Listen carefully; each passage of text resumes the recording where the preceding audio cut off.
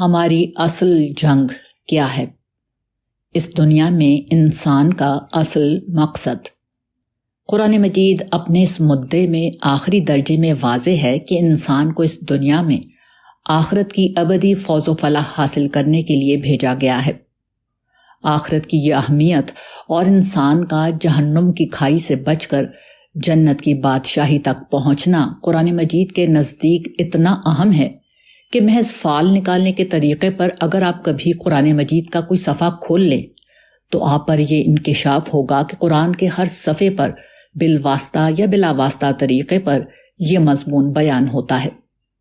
یہ بات جو ہم عرض کر رہے ہیں کوئی اجنبی بات نہیں، سب مسلمان عوام و خاص اس بات کو مانتے ہیں اور مسلمانوں کا ہر گروہ ہر دور میں اس حقیقت کو مانتا اور بیان کرتا رہا ہے۔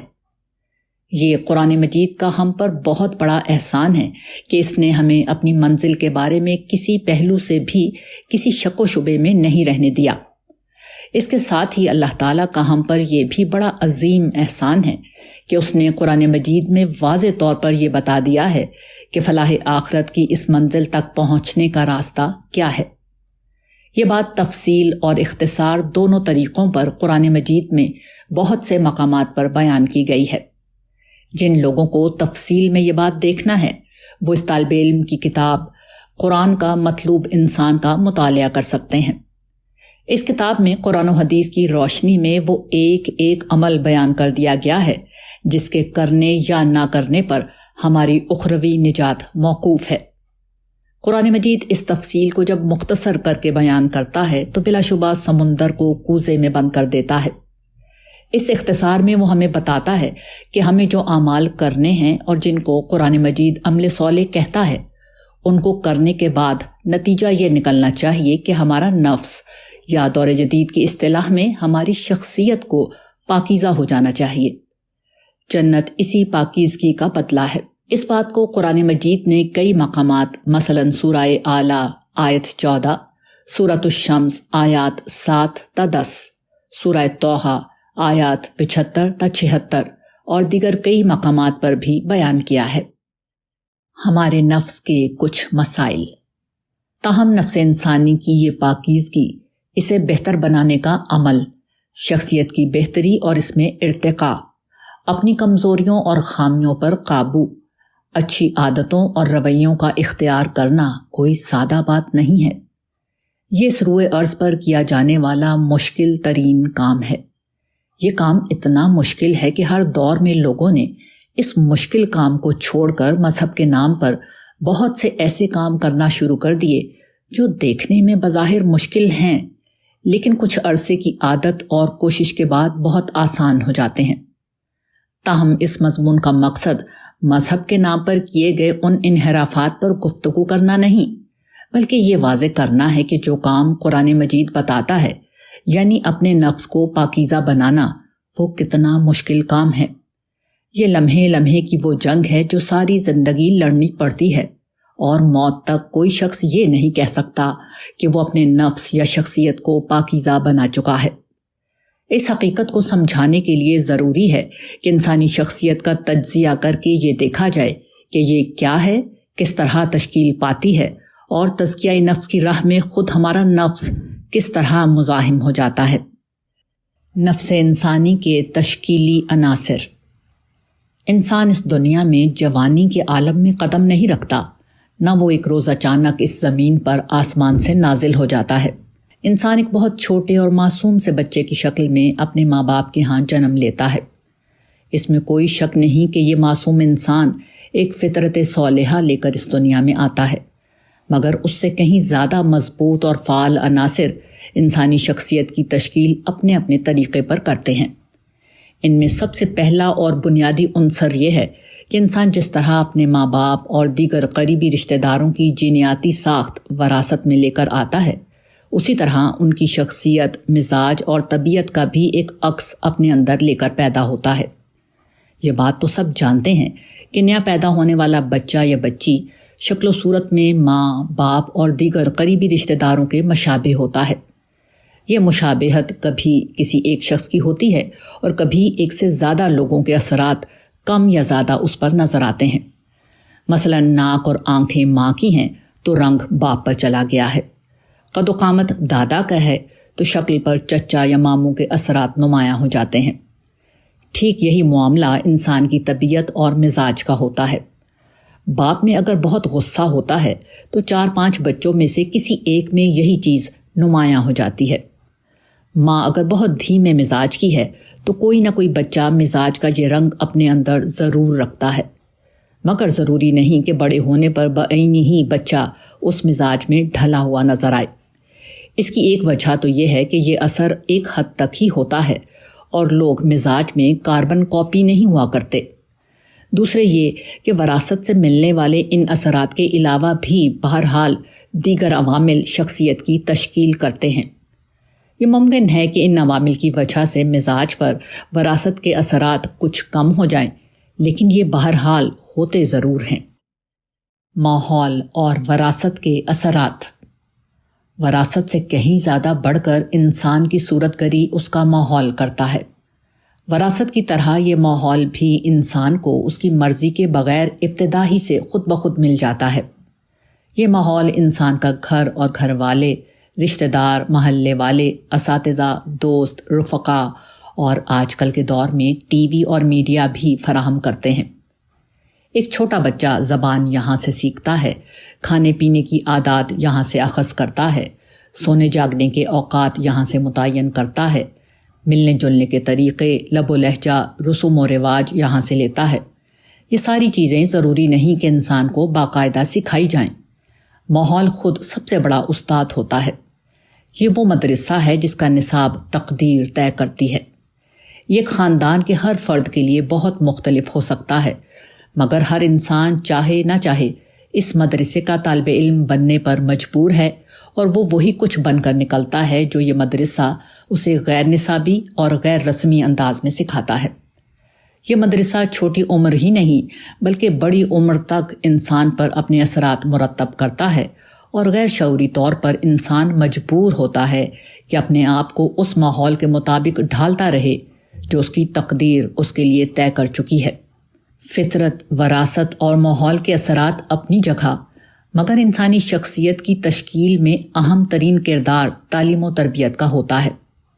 ماحول کے برعکس جو غیر شعوری اور غیر رسمی طور پر بچے کی شخصیت میں اپنا حصہ ڈالتا ہے، تعلیم و تربیت پورے شعور سے اور رسمی طور پر اس لیے دی جاتی ہے کہ ماں باپ اور معاشرہ یہ چاہتے ہیں کہ بچہ ان کی اقدار اور روایات کے مطابق ان کے خاندان اور سماج کا حصہ بنے۔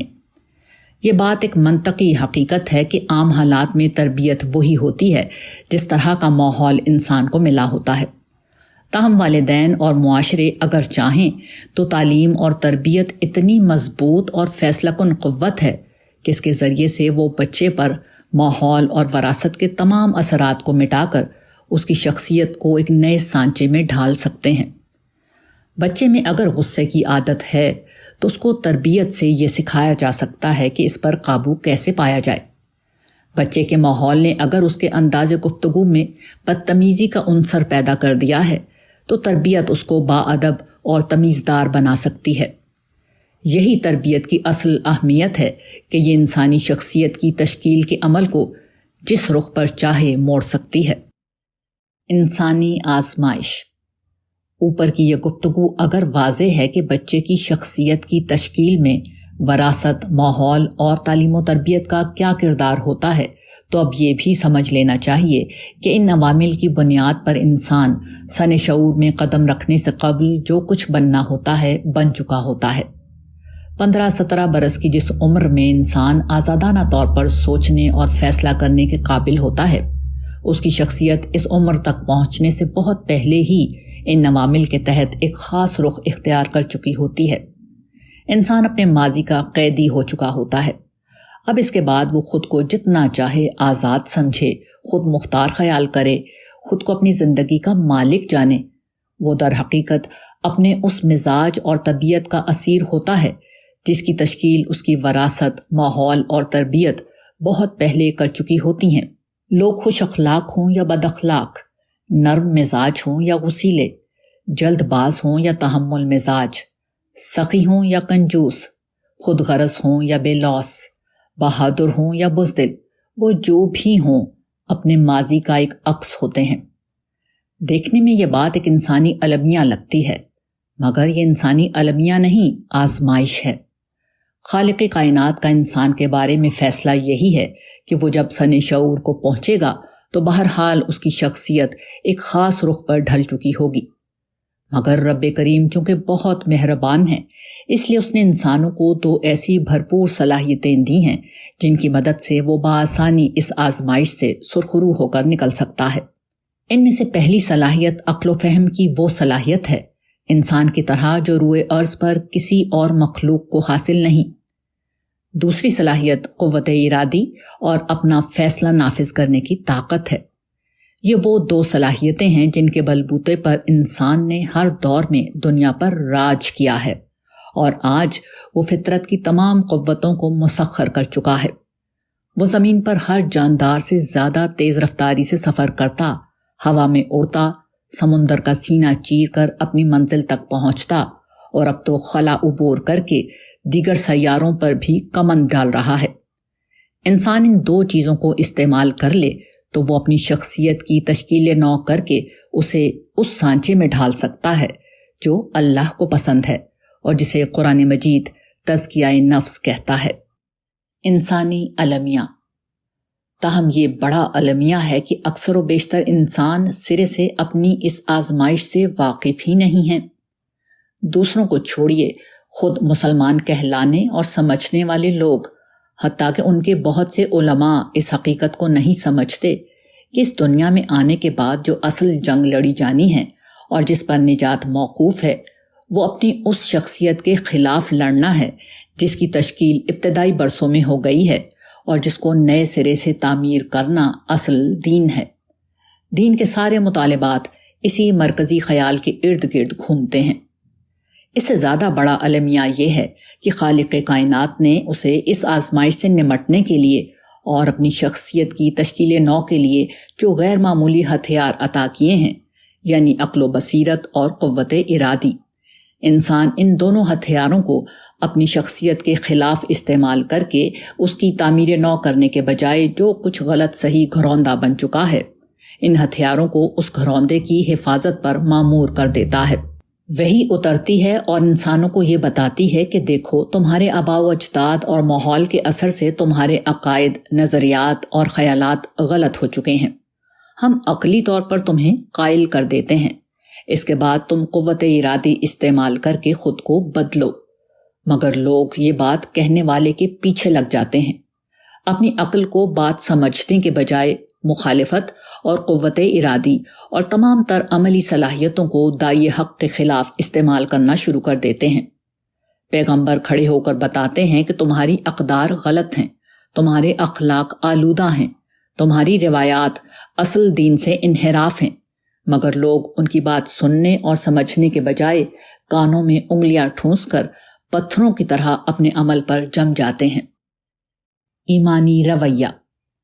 تاہم اس کے برعکس ایک دوسرا رویہ یہ ہوتا ہے کہ لوگ اپنی وراثت، ماحول اور تربیت کے اثرات کو ایک کونے میں رکھ کر سنجیدگی کے ساتھ سوچتے ہیں کہ کیا یہ بات ٹھیک ہے؟ ان کی عقل بتاتی ہے کہ یہ بات واقعی ٹھیک ہے۔ ان کی فطرت جو سب سے نیچے دبی ہوئی ہوتی ہے دوبارہ ابھر کر سامنے آتی ہے اور اس بات کی تائید کر دیتی ہے، جس کے بعد وہ اپنی قوت ارادی کو استعمال کرتے ہیں اور اپنی شخصیت کی تعمیر نو کا عزم کرتے ہیں۔ پہلے مرحلے پر وہ اپنے اعتقادات اور نظریات کا جائزہ لیتے ہیں اور ماضی کے ہر غلط تصور اور اعتقاد سے پیچھا چھڑا کر نئی بات قبول کرتے ہیں۔ یہ ایمان لانے کا عمل ہے۔ اس کے بعد وہ اپنی شخصیت کو ان تقاضوں کے مطابق ڈھالنا شروع کر دیتے ہیں جن کا مطالبہ کیا جاتا ہے۔ یہ عمل صالح ہے۔ ایمان اور عمل صالح کا یہ عمل اپنے نتیجے کے اعتبار سے شخصیت کی تعمیر نو کا عمل ہے۔ یہ زندگی بھر کے بنے بنائے ڈھانچے کو گرا کر نئے سرے سے تعمیر کرنے کا وہ کام ہے جسے قرآن تزکیہ نفس کہتا ہے۔ ہمارا کام۔ تزکیہ نفس کا یہ عمل ہم میں سے ہر شخص پر فرض ہے۔ اس کے بغیر جنت میں داخلہ ممکن نہیں۔ آج بھی ہمیں اپنی وراثت، ماحول اور تربیت سے بننے والی شخصیت کا جائزہ لینا ہوگا۔ اپنے تعصبات، عادات، خواہشات اور ترجیحات کو قرآن و سنت کی روشنی میں دیکھنا ہوگا۔ اپنے ماضی کو مقدس سمجھ کر اس سے چمٹے رہنے کے بجائے اس کا تنقیدی جائزہ لینا ہوگا۔ جو شخص کوئی بات بتائے اس سے متوحش ہونے کے بجائے اس کی بات سننی ہوگی۔ اپنے رویوں کی اصلاح کا عزم کرنا ہوگا۔ اس روش کے بغیر جنت کے جتنے خواب چاہے ہم دیکھ لیں، ہم میں اور ایک یہودی، عیسائی اور ہندو میں اصلاً کوئی فرق نہیں۔ ہم بھی جہاں بیٹھ گئے، جو سن لیا اور جو بن گئے، اگر اسی پر جمے رہے تو ہم میں اور ایک غیر مسلم میں پھر کوئی فرق نہیں۔